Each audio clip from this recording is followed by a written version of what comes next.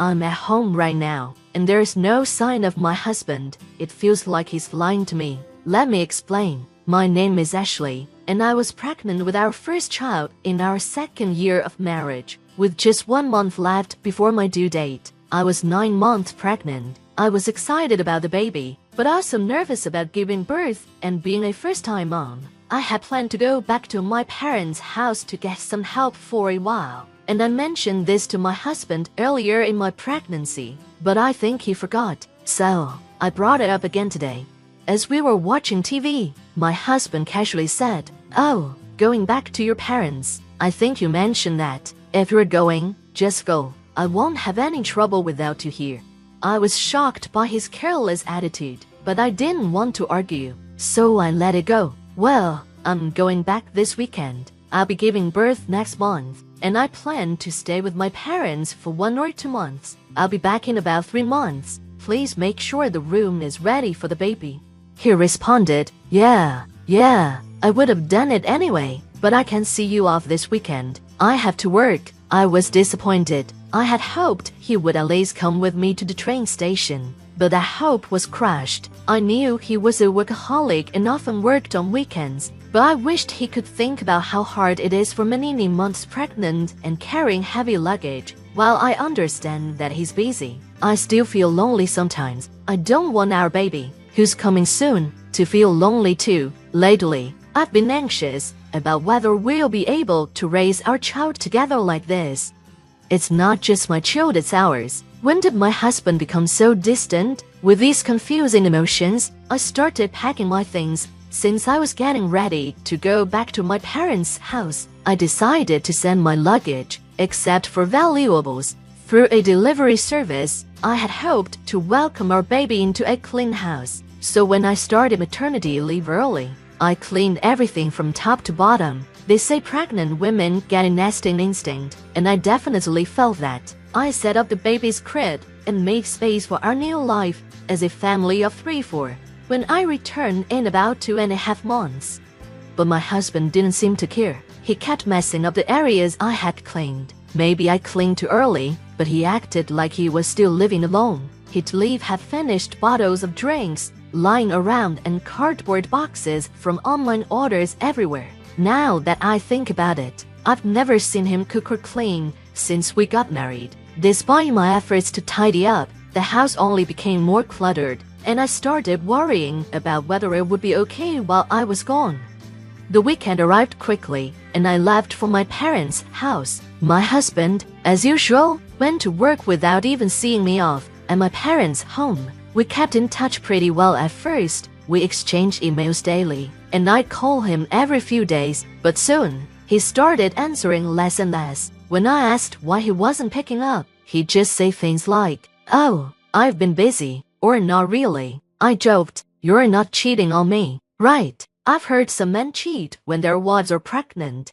He sounded annoyed and said, "Why would I do that? It's annoying to be doubted." His irritated tone made me cautious, so I quickly apologized, saying, "Sorry, I shouldn't have said that." I knew it wasn't good for me to have these unnecessary worries while carrying our precious baby, so I decided to trust him. Then, a few weeks later, my labor pains started. As I was preparing to go to the hospital, I called my husband. Even though I felt awkward about him seeing me in pain, I wanted him to be there for the birth of our child. Surely, seeing our baby born would move him. The labor had started. I told him, "It usually takes about half a day for the first baby to be born, so you have time to make it. I really want you to be there when the baby is born. You can't even cut the umbilical cord." When I told my husband that I wanted him to come for the birth, he sighed in frustration. "You want me to come by train right now? Sorry, I'm tired, and I have work tomorrow." I couldn't believe it. "You're still talking about work. Our child is about to be born. How is work still your priority?" He snapped, "Shut up. There's no one else who can do my job. If I don't do it, the work won't get done. Don't you get that? I'm busy. I'm hanging up." I tried to convince him, but it didn't matter. Hung up. Tears ran down my face as I endured the labor pains. Why was my husband so cold and uninterested in our child's birth? From the moment I knew I was pregnant, I put our baby first, but he, as a father, didn't seem to care at all. So, I gave birth to our son all alone. The labor lasted a full day, and the next day, a cute little boy was born. He was so tiny and precious. After leaving the hospital, my parents showered him with love and helped me learn how to care for him. By the time a month passed, I had gotten pretty good at bathing the baby. My parents were worried about me. Are you sure you're okay with a husband like that? We can't stop worrying about what will happen when we leave. Not wanting to worry them, I said, I think I can manage. I'm feeling better than I thought, so I might go back home next week. They replied, don't push yourself. Let us know if anything happens. People say a woman's body after childbirth is like someone who's been in a car accident. But thanks to my hormones, I felt good and my body was recovering. I was getting used to caring for my baby, so I decided to go back home earlier than planned.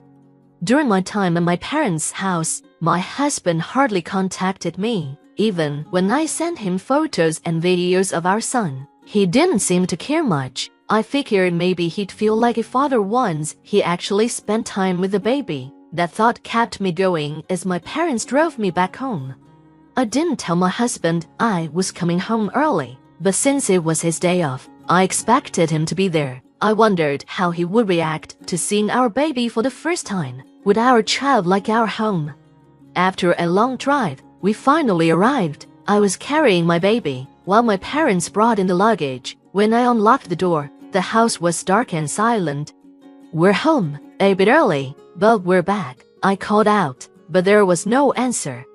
As we walked into the living room, a horrible smell hit us. I turned on the light, and the sight was shocking. The room was a complete mess, like a garbage dump. Dirty dishes and half-eaten pizza were piled in the sink. Clothes and trash were scattered everywhere, and mold floated in half-full juice cups. The table was stained and filthy, and black mold covered the bathroom and shower. The toilet stank, and worst of all, the baby crib was filled with unused cardboard boxes and trash bags.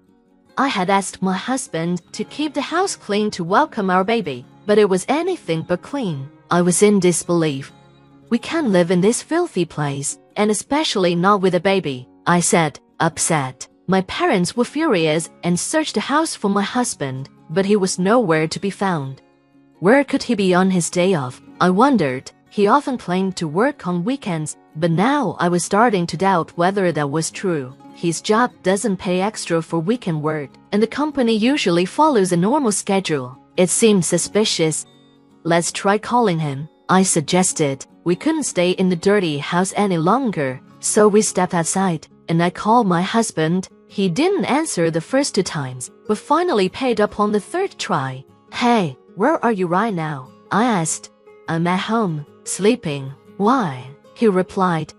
At home. We had searched the entire house, and he was definitely not there. For a second, I wondered if he could be buried under the piles of trash, but that was ridiculous. His voice didn't even sound like he had just woken up. Then, I heard it, a woman's voice in the background. I couldn't hear what she said, but it was clear my husband was with another woman. At that moment, everything became clear. He was cheating on me, while neglecting our baby and leaving the house in a terrible state. He was off with someone else. Anger surged through me. This man was no longer needed in our lives. If he liked the other woman so much, he could have her. I was done with him. I thought, how could anyone live in a house so disgusting, with such a rotten smell? Then sarcastically, I added, maybe a burglar came in. I should call the police. You're at your parents' house, right? What are you talking about? My husband said, sounding confused. My anger boiled over, and I raised my voice. You're the one lying. You said you were at home, but you're not, and turning the baby's crib into a trash dump. That's unacceptable. I'm not coming back, and we're getting a divorce. I hung up the phone after saying that. I was so angry that I decided to report the burglary to the police, just to punish him. I told my parents to take my son back to their house, while I stayed behind, waiting for my husband to show up. Soon, the police arrived before he did. I welcomed them into the house like they were guests, and a little while later, I saw my husband walking up the street, and unbelievably, he had a woman with him. My husband had a guilty look on his face. "Hey, you weren't supposed to be back until next month," he said nervously. I glanced at the woman next to him, who was glaring at me with her arms crossed. "Who is she?" I asked, feeling strangely calm. The woman snapped back, "And who are you?" As I questioned her, I learned that my husband had been hiding his marriage from her the entire time. I was so disgusted by him that I didn't even know how to react anymore. "At least hear me out," my husband said, trying to grab my shoulder, but I slapped his hand away. "Don't touch me. It's disgusting," I said. "The police are inside checking the house. You should be embarrassed. I'm leaving, and you can't explain everything to them. Goodbye." With that, I left, heading back to my parents' house. My husband and the woman stood there, dumbfounded. Later that night, he called me several times, but I ignored him. When I finally answered, he sounded defeated. He had explained the situation to the police, who had seen the filthy state of the house. It must have been humiliating for him. After being dumped by the woman he had lied to, all he had left was his shame and the mess he had created. "I'm sorry," he pleaded. "Come back. I want to see our son."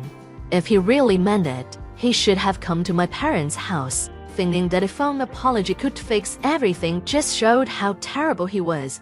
"You weren't even there when I gave birth, even though I asked you to come," I reminded him.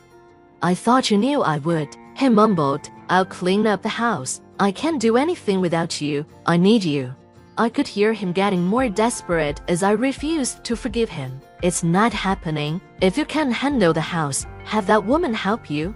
"That was just a fling. It didn't mean anything. You're the only one for me, Ashley," he begged.